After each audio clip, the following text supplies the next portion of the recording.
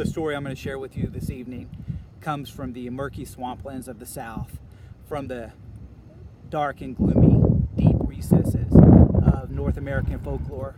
There are many Appalachian versions and many North American slave versions that have been passed down from generation to generation in the oral tradition. It was first recorded as Kentucky version by folklorist Leonard Roberts in 1955, and in 1977, author Joanne Galdone retold and published the Tailypo, a ghost story about a ravenous cat-like creature who haunted the woodsman who lobbed off his tail. This is my version. Gather round. There was a very old man who lived all alone in a dilapidated old cabin that he built himself, a one-room cabin deep in the forest, or deep in the woods of a swampy forest. No one knew his actual name. Most folks just called him the old hermit in the woods. He did have one very loyal, raggedy but strong old hunting dog named Sam. People only knew his name because they heard him calling the old hermit calling it out in the forest. The old hermit and Sam spent most of their time hunting, fishing, and scavenging for food in the forest and in nearby garbage bins. They also grew vegetables in a garden right outside the cabin. During the warm months, there was plenty of food to go around, but in the cold months, there was hardly enough to survive. One very cold winter night, the old man, the old hermit, felt his stomach begin to grumble, but there was nothing in the house but 2 rotten potatoes in the cupboard. So he stoked the fire and went to bed. Right before he fell into a deep sleep, he heard this rustling and this crazy sound outside of his cabin. He was a little frightened, but mainly he thought maybe there was something to eat out there. So he grabbed his machete from a hook that he had hanging on the wall next to him, and he inched towards the door.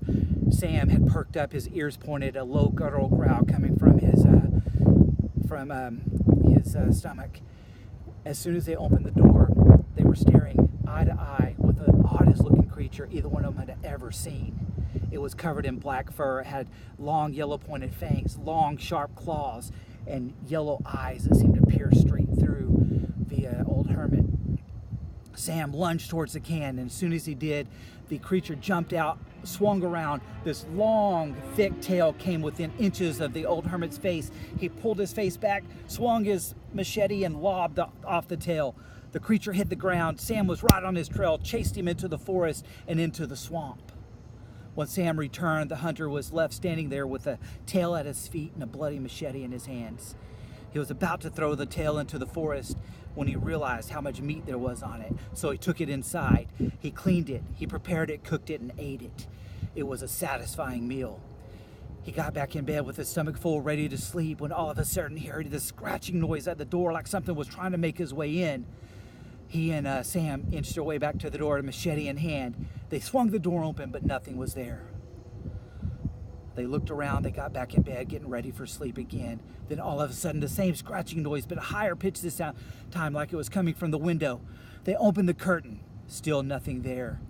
The old man got back into bed, but he heard this strange sound, the strange voice coming from outside saying, "Tailypo! Tailypo! I want my Tailypo!"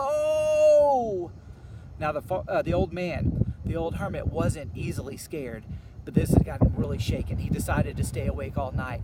So he slid his second-hand recliner, his soft, comfy leather recliner with the tear holes all in it, over to his fireplace and got a blanket to cover himself up.